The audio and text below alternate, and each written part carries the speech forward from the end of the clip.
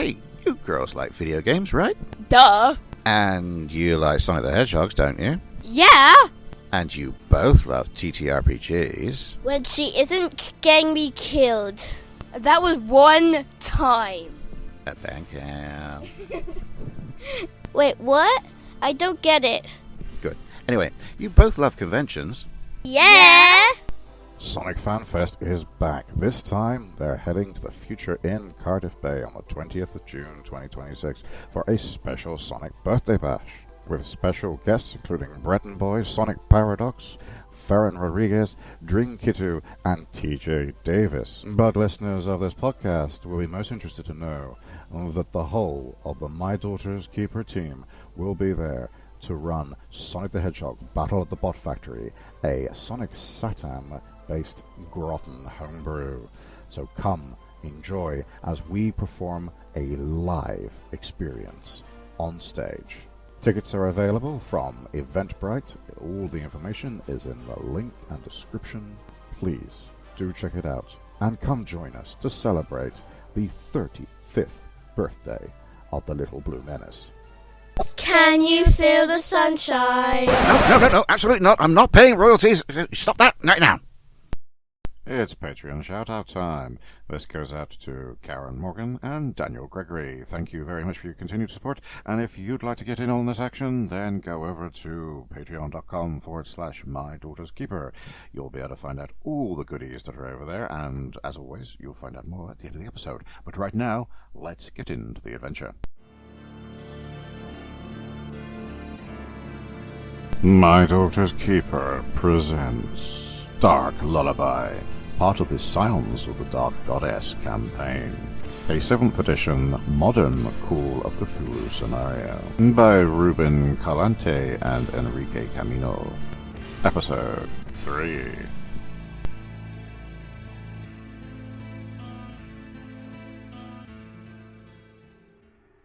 One of the things Eric would also look into is because he's the skeptical guy, so he's looking into what are they called? So it'd be like pagan, like hippie groups, and God, what are they called? It's like a religious group, and they don't use any technology. Oh, yeah. I know.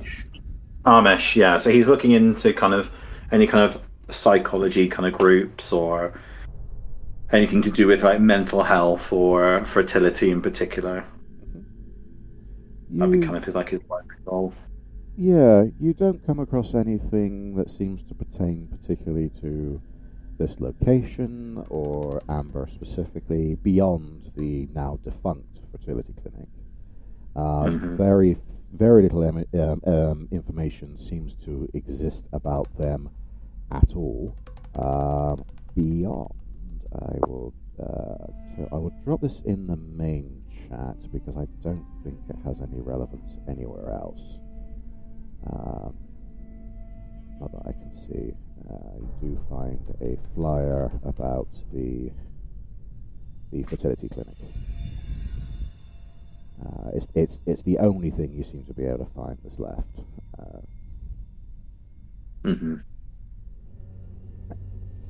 It doesn't really matter that much because the company is defunct, gone, and it seemed that the shell corporation that owned it is also gone.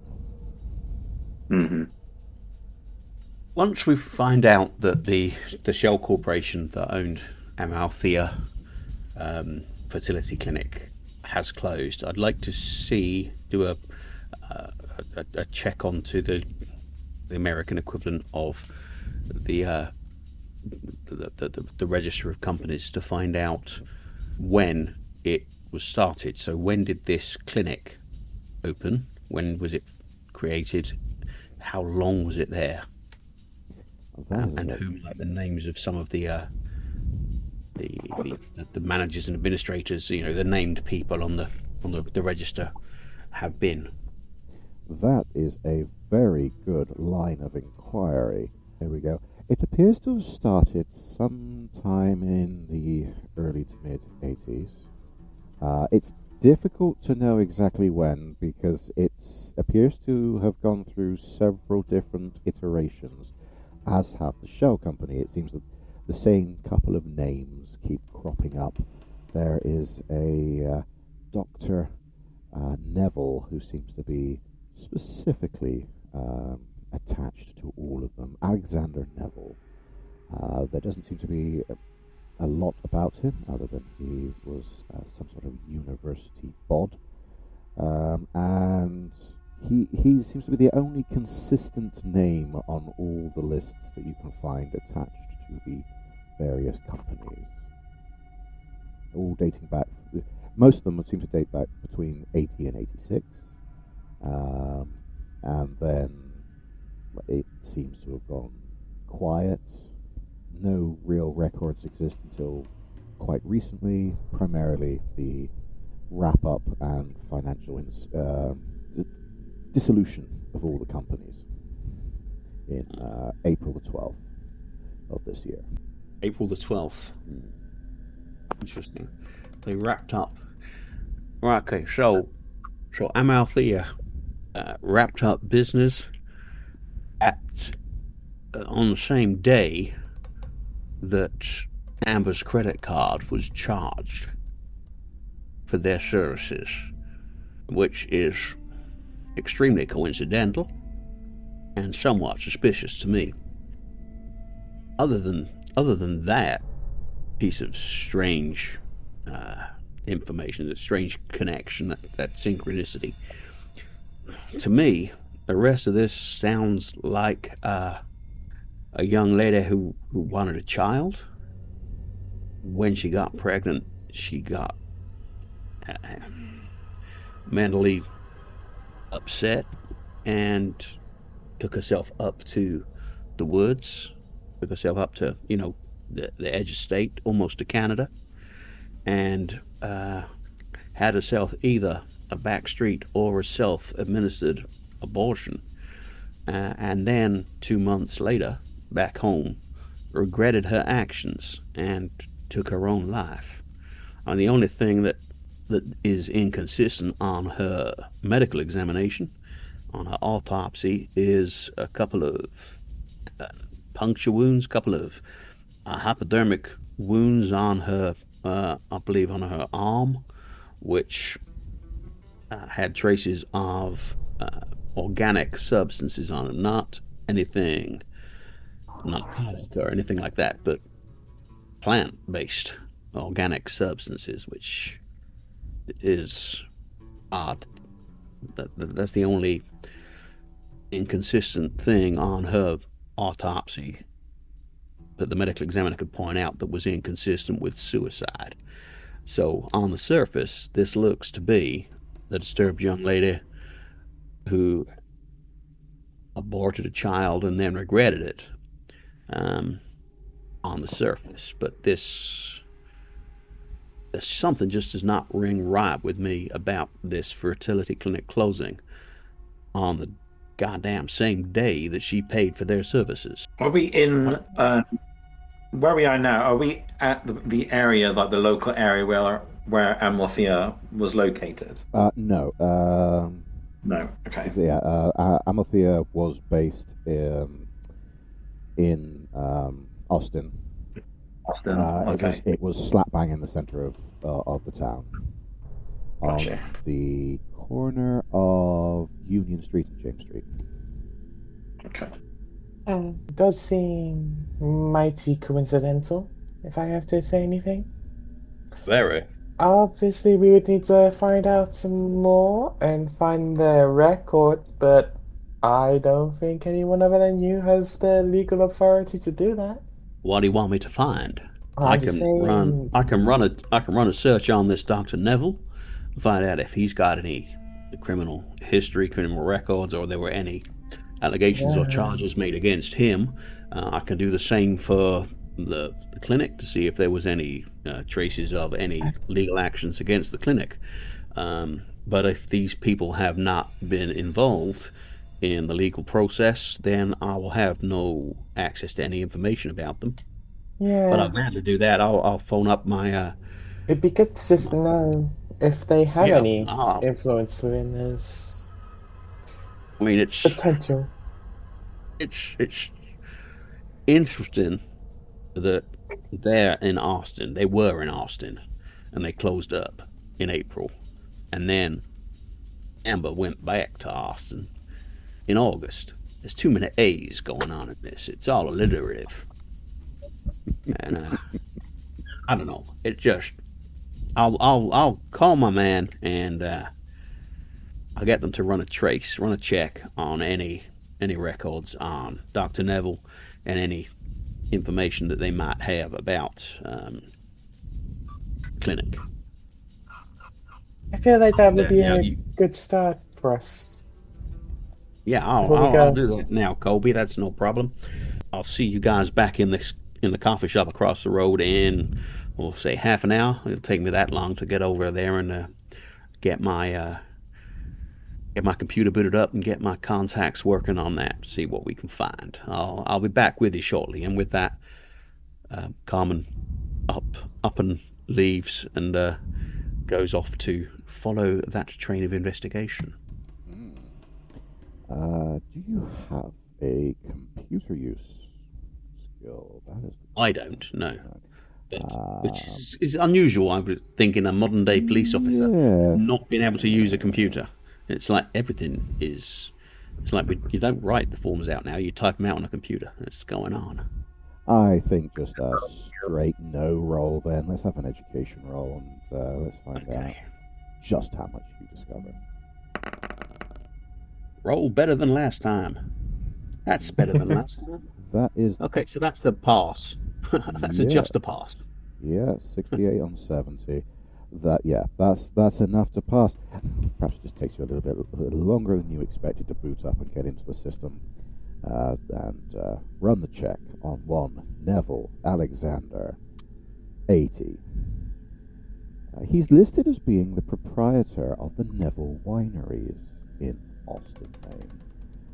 Has a history with the University of Boston. He was a biologist, but he then seemed to switch and become an expert in astrobiology, but was fired in 1973 for indoctrinating students with religious ideals. Nothing seems to have been recorded about these beliefs. Nothing seems to have been heard from him other than his involvements in various small shell corporations, obviously the fertility clinic. But in the last few years, he seems to have taken very much a back seat, almost disappeared. His name might be there, but he doesn't seem to have been taking an active interest. Okay, well, I would, when I return to the coffee shop, I would share this information with the group so that everybody who's just heard it knows it. Well, that's what I found out.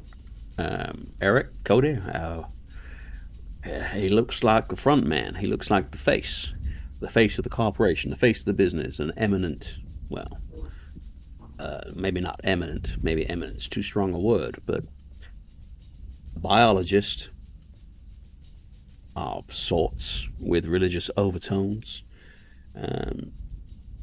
who's the face of a fertility clinic for going on 40 years plus.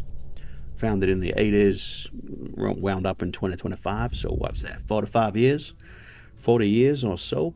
4 decades he's been working on this. He was not a young man. There's no record of his death that I could find, but we don't know. I think we need to go to Austin. Eric, is it quite common, because like the one thing that calls out to me out of character is how strange it is for someone religious to run an abortion clinic, because usually he's run a fertility clinic, not an abortion clinic. Okay. Yeah, that does make a bit more sense. And the literature that you found seemed to suggest purely conception. Yeah. Okay, yeah. All right, never mind. Yes, I guess then that means you need to get your asses to Austin, Maine. So was in Maine. Yeah, we're lobster. We are definitely in Stephen King territory here. the beautiful vista of Austin, Maine. This is wine country. It's a beautiful part of the world. In fact, as you begin to roll into town, you can't help but notice that festivities are being prepared. Signs and banners, bunting all over the place, advertising the Grape Festival. It seems that you've turned up right in the middle of one of their little major festivals here. There seems to be quite a lot of Native American accoutrement as well. It would seem that the white European settler population have mixed very well with the Native American cultures in this part of the world. You see the name Chippegoat quite a lot, which you know from the maps on your sat-navs have told you is the Chippegoat River as you cross into Austin proper. Everything seems to be quite busy, quite jolly. The entire town is your playground here. Any ideas, anybody? Where'd you want to go first?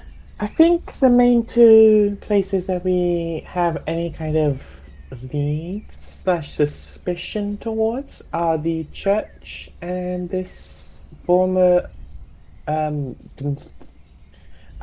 might call it a conceptionary building, but The clinic is probably better. I like that phrasing, conceptionary building. Yeah, I mean, It's quite it's a bit weird, and I kind of feel it's a bit. I don't really trust it to be called a clinic, so Well, I don't want to. He was a doctor, perhaps not a medical doctor, but he had a doctorate in biology. Well, I have a doctorate in history. It doesn't make me fit to run a clinic. Doesn't make you a medical doctor, no. But unless you want to Kind of my concede some point. historical facts, but yeah, he does seem. Well, I take your meaning anyway. Let's say it So- like that. Okay, so you're big on the history of places, and there was Yeah, obviously I think that the church was church is something probably best if I investigate that church, because okay. seeing it might help me jog some of my memories about the history of this place, and some of the culture and some of the people that have existed. Oh, this place And- is incredibly well integrated. Oh well, yes, it seems to have it really does seem to have blended the folklore, the folk of America, and those mean, of us let's that be came from honest. abroad, technically. Most of New England is not noted for Native American population.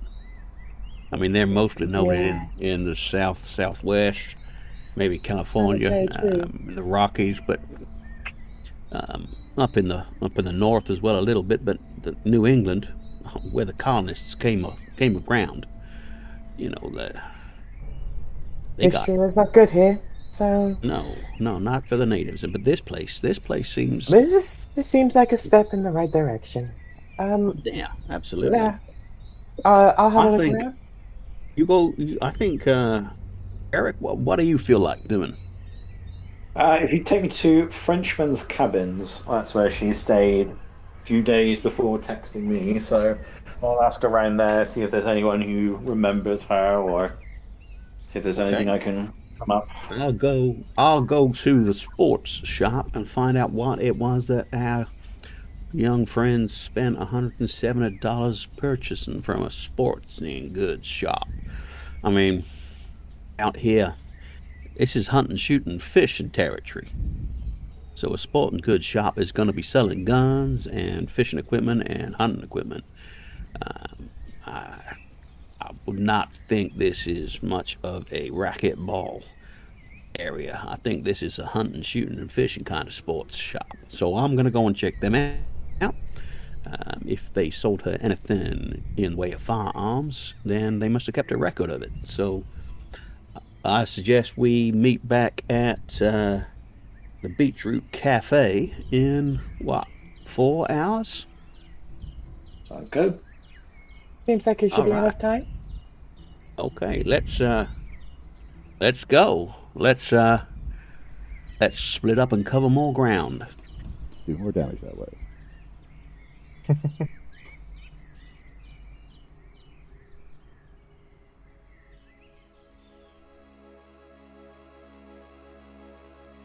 Thank you for listening. We hope you enjoyed the chaos as much as we did. Don't forget, new episodes drop every Sunday and Wednesday, so there's always more trouble just around the corner. If you'd like to dive deeper, you can join us over at the My Daughter's Keeper Patreon. You'll get access to a growing library of exclusive scenarios you won't find anywhere else, entry to our members-only Discord community, and even the chance to take a seat at the table at our backer-only games. Until next time, keep your wits about you, your dice within reach, and just try not to make things worse.